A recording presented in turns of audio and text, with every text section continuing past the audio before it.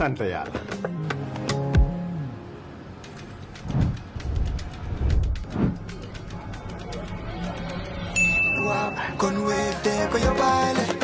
looy xaar utal Wave nga scan nga fay te nag doo ci yokku dara.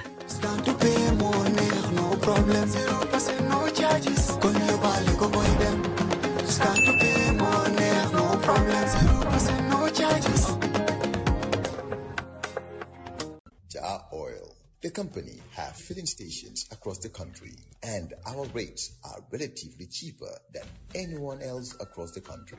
Jah Oil is the biggest producer and distributor of cement in the country with the most competitive prices in the market. In the Gambia, we all move to different paces. Time is money, convenience is power, and now both are in your hands. No more long lines, no more late payments, no more missed chances, not anymore. Because now the Gambia has its own super app, Zap. One app, one tap, endless convenience. Send money instantly, pay your bills in seconds, shop without borders, pay your rides, order your meal, buy your ticket, deposit and withdraw money for absolutely free. No extra charges, no hidden fees, only on Zap Super App. This is not just convenience. This is confidence. This is the future in your hands. And the best part, Zap is born right here. Built for us, designed for every Gambian home, every Gambian dream. So don't wait in the past. Step into the future. Download Zap today on App Store and Play Store and enjoy endless free services. Call us today on our toll-free number 1666 or on 260-0001. Zap, all in one, all for you. Tap in, zap in. We now turn to a story that has dominated football conversations across the country, the controversy surrounding the newly inaugurated Nyakoi football pitch.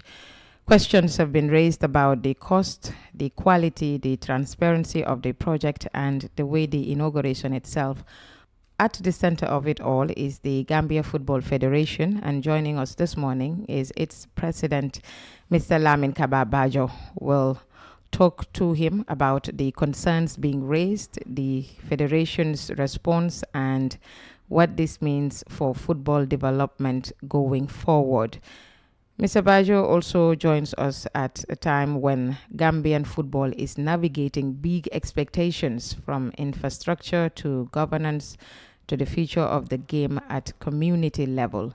He's here to address the issues head on, and we appreciate him making the time to speak to us. Mr. President, thank you for joining us. Thank you, Aji. Before we get into specifics, how would you describe the mood inside the GFF right now, given the public reaction to the Nyakoi pitch inauguration? Disappointed, but to a certain stage, not surprised too. The Nyakoi pitch has drawn intense criticism, you would agree, and particularly around the reported 14 million cost. Can you walk us through how the figure was arrived at? Actually, maybe I don't want to. We don't have much time. I have my colleague who's a technician who can better dwell on that. But what I can tell you is that the 14 million that costs on some concerns as by certain quarters for physical infrastructure of that is indeed on the low side. Yes. Is indeed on the low side. We had to negotiate our way with the contractor, to the consultant, to ensure that what we had in the basket is able to meet the requirement of what we wanted. And even what we had in the basket, the Saudis gave us about $200,000 at the time. It's talking about 2022, 23. And then we already have, that's not the first project, by the way. This is not the first project that GFF has embarked on. Everybody is aware of the series of projects that we had undertaken in the country, both in the urban and the peri-urban areas. And the experience we gathered from there, we knew actually what we had could not be able to give us what we wanted. And then we had to do some consultation with some contractors, potential contractors, to be able to have what we want. So therefore, when the consultant, the contractor, to the consultant submitted the BOQ, we even had to squeeze through a tough negotiation to be able to arrive at this figure, because we are very certain that what we had experienced and the most recent case, if that the figures that would have been asked for by the contractors would have been almost double that figure. You mentioned the Saudi contribution, and there is confusion about the funding structure, especially, this reported Saudi Arabian Football Federation contribution that you mentioned earlier. Can you clarify exactly who paid for what? What I can tell you is that it is through my personal initiative that I approached the Saudi Football Federation based on many reasons to maximize the bilateral relationship between them, and also some personal contacts I have. We submitted a request for support to build ministeria in across the country. We approached the Saudis, the Moroccans, and the Spaniards, and the Qataris.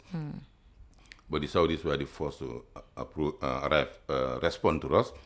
And then the budget that we had for the standard mini-stadium was far above that amount. But they told us that really we couldn't give more than almost half of it that they gave us. So when that money came, it has to do we had to sign an agreement with them, a contract with them, that they had to vet, and they had certain conditions around it, and which we fulfilled. We had periodic reports, both technical and financial report to them. And that money is paid into a special account of the GFF. And when we discussed with the consultant, actually we hired a consultant. The consultant also worked on the contractor after intensive negotiations. When we realized that what we had still is below the amount, we say, okay, let's go ahead with what we have from the Saudis, and the GFF also will fill the gap. So GFF also came in with almost $2 million on top of what the Saudis have to be able to get what we have. Many Gambians say the quality of the facility does not reflect the price tag. What is your response to those concerns? I'm surprised and disappointed in that case, because I can tell you 99% of those who are making the statement did not step foot there. That's the reality. As good as you may be a quantity surveyor, you should step your foot on the facility. And then to be able to quantify the value, you will be able to have a look at what the type of tile is there, what the cost, the ceiling, the toilets, the painting, everything, then you quantify and be able to get what that. But just looking at a picture on the screen, in your comfort zone and saying that, oh, this not that, I think I'm so disappointed and even sometimes embarrassed that some quarters who are selling that. So before you talk about an issue, the place is open, go there or get a quantity survey to go and quantify. Then that value, then you can know what it means. So as far as this is concerned, this is worth the price, because let me give you an example. We just have approval from FIFA of similar facilities, and we have a prototype. When we floated that tender for open bidding, we had received bids up to $30 million. The only difference were a block of public toilets. We had $30 million, $25 million plus, $25 million plus, and $23 million plus. And this is open secret. In fact, in the coming days, we will sign the contracts and the figures will be announced. And if you look at, because it's got the contract, the technical people, we have a prototype, a model type of ministeria. But this is the part that doesn't include other facilities, that the sitting arrangements have, so pavilion and others, which is very normal because we know what we have. We cannot do that, so we had to do it in phases based on what we had.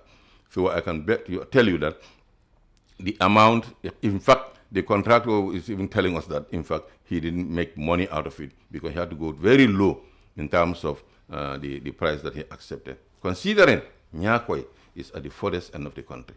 You have to go. Aside from the finances, the inauguration itself caught many by surprise. No prior announcement, no media invitation. Why was the event handled in that manner? But why do you have to inaugurate a facility in secret? One can appreciate the fact that human beings could have oversight. But it was on the GFF page, I could remember. We had even invited GRTS were there. Because the most important, the national broadcaster. How can you go and have such a fanfare? Invitation cards distributed, posters erected, and you say it's in secret. This is what the country should understand. Maybe there could be a lapse in maybe the general media invitation. That could have been, because we've even set up a national organizing committee that's comprised of GFF, that comprised of the governor's office, the Bajo Area Council office, the sports committee of URR, they are there. The people of Nyakoi are represented. Okay. And we had a meeting, even before the meeting, they all got their letters of invitation here and there. So if you are saying it's done in secret, then we don't have the fire. The Saudis were represented by the first secretary of the Saudi embassy.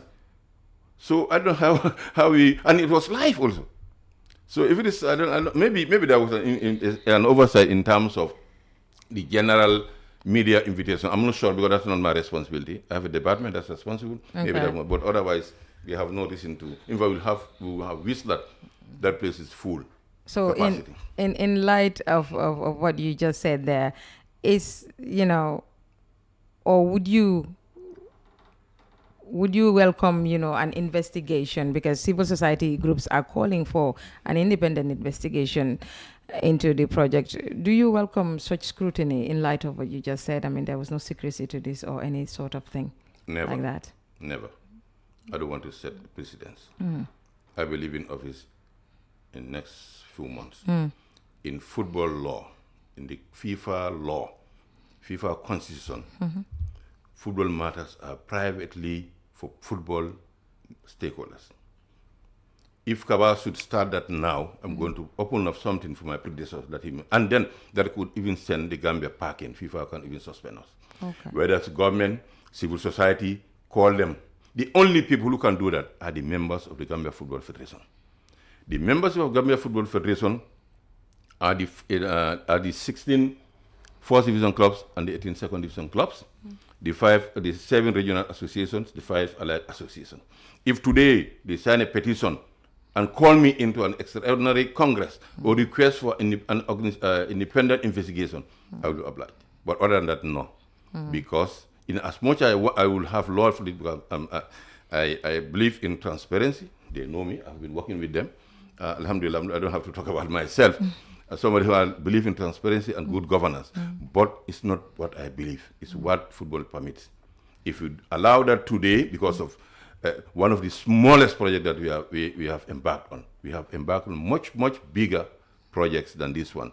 And today it happens, tomorrow somebody try again, and he can send Gambian football into district. So that's a no-go area. It's only the stakeholders, members of GFF, who can today fire me. Then if they wish, they can do it tomorrow. Do you accept that the lack of transparency around the project and it's much, also contributed to the public backlash one way or the other? I think we have sometimes maybe, if you allow me to give you some little background. Yeah, please go ahead. It's not a question of lack of transparency. You're talking about civil society organization. You're talking about, let me give an example, a media house. All those organizations, companies are registered under the Gambia Companies Act. The Gambia Football Federation is not a public entity. It's a private registered company. Only the shareholders has a right to call us to book. The civil society they are talking about, are they opening their doors for people, everybody to come and scrutinize what they are doing? Most of them are even more opaque than you can tell. Sorry for my language. So it's not what it's what Gambia Football Federation members want. That's what we will oblige. It doesn't matter because we have no say in what they are doing. It's not a public fund. In as much as we want to be transparent, we are transparent towards the membership. And let me tell you, since 2014 we came into office, we never missed a general assembly. We are the only organization in this country. Even those civil organizations, ask them how many times they even organize, if some of them don't even have boards. I'm just sorry for that because sometimes it's better to clarify. Our most recent AGM was just December.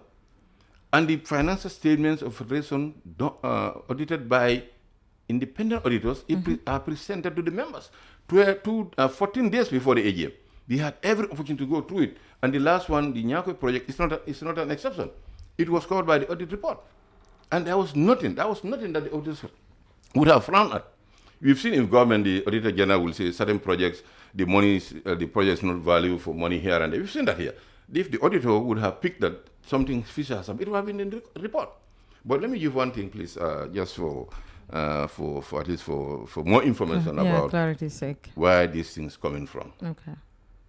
There are about 2 or 3 constituencies responsible for this. The number one constituency, 1 or 2, I would say a particular media house that has even gone public that they have to write anything negative of GFF to earn them more viewership and audience. That's the reality. So for them enter our GFF, you not see them write anything good. Before this thing, we had very good. We broke a record. We are among the 3 African countries that had the FIFA grassroots and amateur football report presented. On the heels of that, we got approval to establish a FIFA football academy. We are out of about 11 countries in Africa. Is that not positive? But I'm talking about that. They just went, because since the project started, we've seen them posting when the project is on, it has not been completed, going to toilets, putting them on face. Oh, that's one category. Number 2 is certain section of the URR, Basse in particular. I had, allow me please. Go ahead. Because since we came into office 2014, prior to our coming as early as 2013, the football family in Basse remain divided up to today. Okay. There's a group of people who think that they should be in leadership rather than those who are elected. So they will do everything. And some of those people are in leadership position in this country. The governor of the region inclusive. The member of the National Assembly of Basse inclusive. He is also chairman of the sports select committee. Okay. And many others. So those who have anything good for Gambian football, especially in URR, because they are not part of it. We tried since about 2016 when we started our infrastructure development across. We cannot have their cooperation to have the document for the Basse Mini Stadium so that it could be part of Gambia Football Federation's infrastructure development. Up to today, the ministry, the sports council, the GFF, we had series of meetings in Basse to resolve this issue. And when this project came, we said, look, we have to go because we already had an offer from the Moroccan to do Bansang. We said, we have to go further. You are our choose. The late Furu Gomez, who was the president, went round. For Basse, it was a no-go area because they were not, up to they are not united. The first lady donated them a container full of artificial turf. As the way it is. It's almost 6 to 7 years now. Because they cannot agree where to put it. They are so divided. And I told this to the president in one of the forum, in the football match in Basse, that president, you are from Basse. Please, can you call the people of Basse so that they can unite in football? And that became a problem. They said, oh, I shouldn't have said that. Because I tried for 12 years now. We couldn't solve it. So those are the people, and including the chairman of the Basse Area Council. They have to name them because they are part of it. They are not apolitical in terms of football politics because we know their history. Okay. Since 2014, we come into office. The MP of Basse was a counting agent of my opponent. You understand? The last election, 2022, the chairman of Basse Area Council is a candidate in the opposing camp. And they never relent. So cooking from, because this was cooked in Basse. Because now, why? In fact, they say, why Nyakoi Kerewan? Because we couldn't have a place in Basse. Basse would have been the most ideal. Now, you go to Nyakoi, is a cluster of, I'm told, 11 villages. I could be correct if I'm wrong. Okay. It is Kerewan that allocated a land of 400 meters by 400 meters for this project. Of course, it's for the whole URR, but they are the beneficiaries. They are the primary beneficiaries because they gave their farmlands. When we went to that place, it was already cultivated. It was already got of groundnut and maize, everything were there. They said, look, I left from a Nakajandro. He said, no. I went there, I said, no, we have to delay this. I cannot see this. I'm a son of a farmer. I farmed all my life. Up to today, I'm farming. Up to yesterday, I was on the farm. So I cannot see a farmer toil 2-3 months into the farming. However, whatever you give him cannot really satisfy them. I said, look, the project has to be delayed. Notwithstanding, because the negotiation was also done that they have to be compensated. Even with no monetary compensation, which they receive, I said, no, I cannot go to bed seeing farmers' crops being vandalized at that stage. Let's delay the project for almost 3 to 4 months. So that, but there are people around that Nyakoi itself who are also I don't know what they are discontented about. Maybe because it's in Kerewan. Even they feel offended when you say Nyakoi, Kerewan Nyakoi, they say no, it should be Nyakoi. And if you say Nyakoi, Kerewan people say no, it should be Kerewan Nyakoi because the land belongs to us. You can see where it's coming from. So if we go to the social media, we profile, and some of them, we know them. It's some of the elements within the Nyakoi cluster of villages, the Basse people actually in general, some online media houses that are already naturally, let them do it. That's how they feed on. I would not feed on that. Because if you feed on selling negative false propaganda so that you can get more money, Tampi, we'll go, one day we'll all appear before the Almighty. So I'm sorry but this I think it's very important. I have to give you that background, why the Bruja. I'm disappointed in some what's supposed to be serious and professional organizations jumping into the fray without even finding out. That's a disappointment. I think they should have done better. They should have done better. They could have approached us. They could have gone onto the site. They could have at least physically see what's happening. So you're saying this is personal to somewhat level and not necessarily a deeper governance problem with the GFF? Nyakoi is not the first project we conducted, my dear. We had a fully fledged stadium, a similar project in Gunjur open about 2 years now. Okay. Banjul we did, Manjai we did, Serekunda East we did, Brikama we did. So, what's special about Nyakoi? So this stands out to be the yeah, because of what I told you. Because what around? This particular media, online media house, since the inception of the project, has been ridiculing it. So I'm not surprised that they triggered this. The challenges that you pointed out when you were making reference to Nyakoi and all the drama around it, I mean, as president, what reforms, if any, are you planning to put in place to deal with things like that? Because they will... Yeah, in fact, they are prone to happen. No, sir, we tried for the URR, Basse in particular. It's 12 years today. In fact, I would say 13. It preceded my presidency. Both the governments, from the central government at the level of the ministry and then the sports council and the GFF. We tried, it couldn't solve it. But Nyakoi, in fact, we have some plans now. I think with this thing now, since most of them, in fact, this is just one or two, three people, few people who have an agenda. But the people of Nyakoi, I can tell you, the amount of messages that's coming in appreciation of having this standard football field, and I forgot to tell you, Yara Soma, we had all these projects that have been launched and have been operating fully and developing our football. So why Nyakoi? These are the elements I told you. It's triggered by people, that's their job, they decide to live on that, fine. I wish them well. Number two, the disgruntled authorities in UR, especially Basse, foil it. Number three, because of some elements within the Nyakoi area community of the 11 villages, some of them are not happy that the project is in Kerewan. In fact, it's very obvious. They will tell you it's Nyakoi. Sometimes even they don't want Kerewan to be there. And it's Kerewan people, the poor farmers of Kerewan, they give 400 meters by 400 meters. Coming back to what you mentioned earlier about the GFF being a private entity, we still need to ask, even though that is the case, but is the GFF open to, publishing, or better yet, details of this financial report for all infrastructure projects going forward? Because, like I said, to avoid any sort... I think we are doing that every day.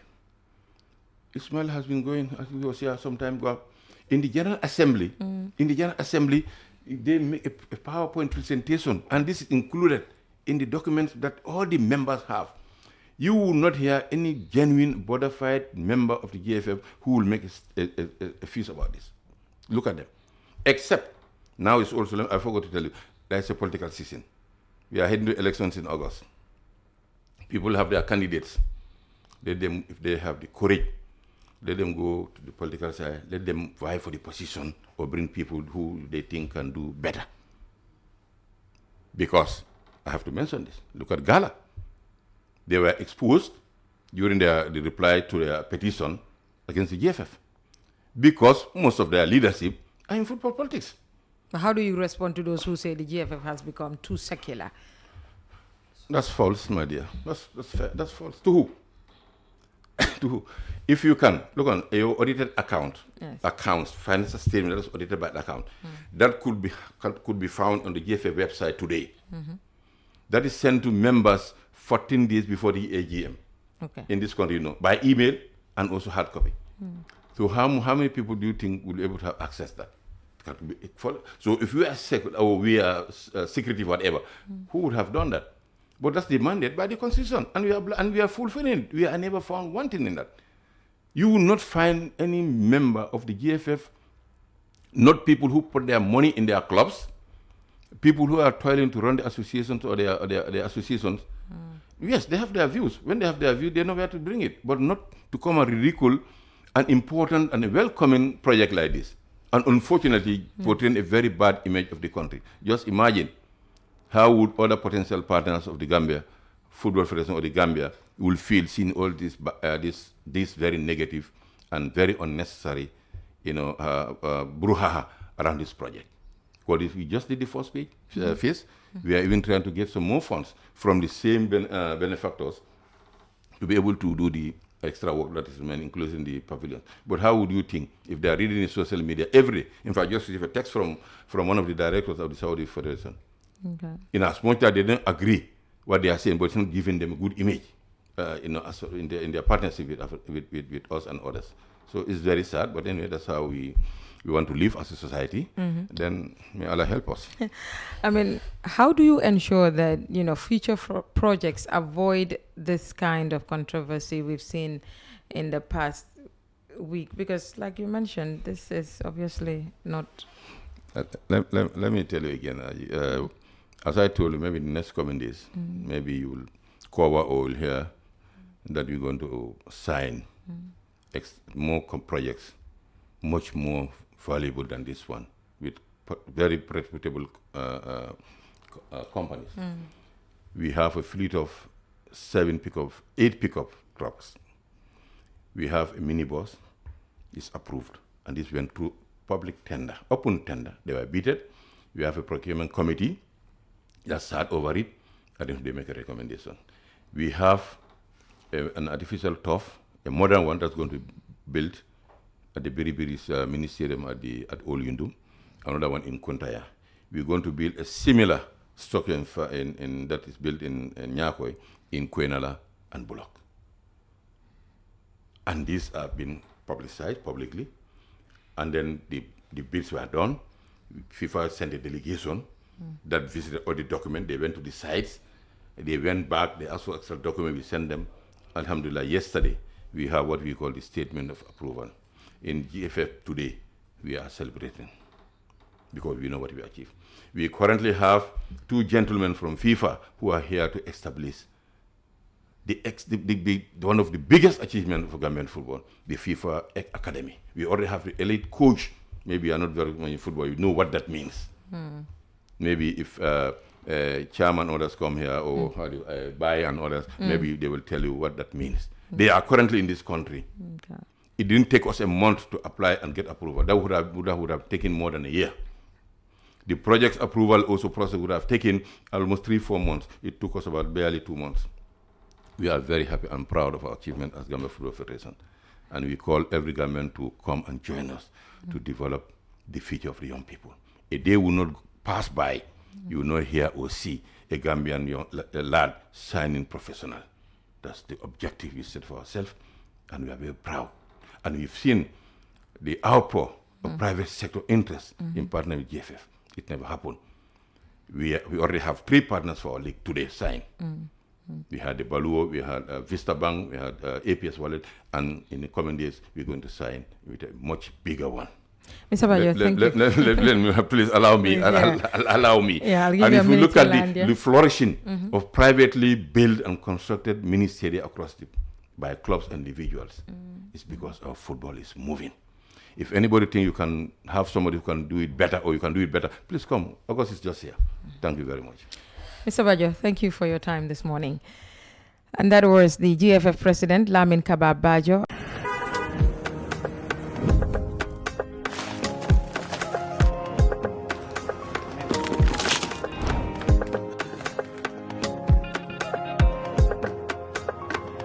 Reflefe, sant yàlla.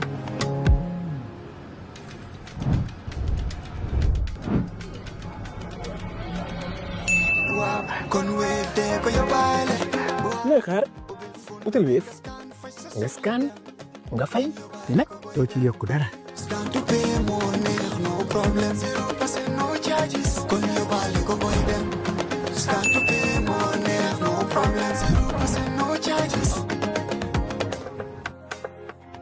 Jah Oil, the company, have filling stations across the country, and our rates are relatively cheaper than anyone else across the country. Jah Oil is the biggest producer and distributor of cement in the country with the most competitive prices in the market. In the Gambia, we all move to different paces. Time is money, convenience is power, and now both are in your hands. No more long lines, no more late payments, no more missed chances, not anymore. Because now the Gambia has its own super app, Zap. One app, one tap, endless convenience. Send money instantly, pay your bills in seconds, shop without borders, pay your rides, order your meal, buy your ticket, deposit and withdraw money for absolutely free. No extra charges, no hidden fees, only on Zap Super App. This is not just convenience. This is confidence. This is the future in your hands. And the best part, Zap is born right here. Built for us, designed for every Gambian home, every Gambian dream. So don't wait in the past. Step into the future. Download Zap today on App Store and Play Store and enjoy endless free services. Call us today on our toll-free number 1666 or on 260-0001. Zap. All in one. All for you. Tap in. Zap in.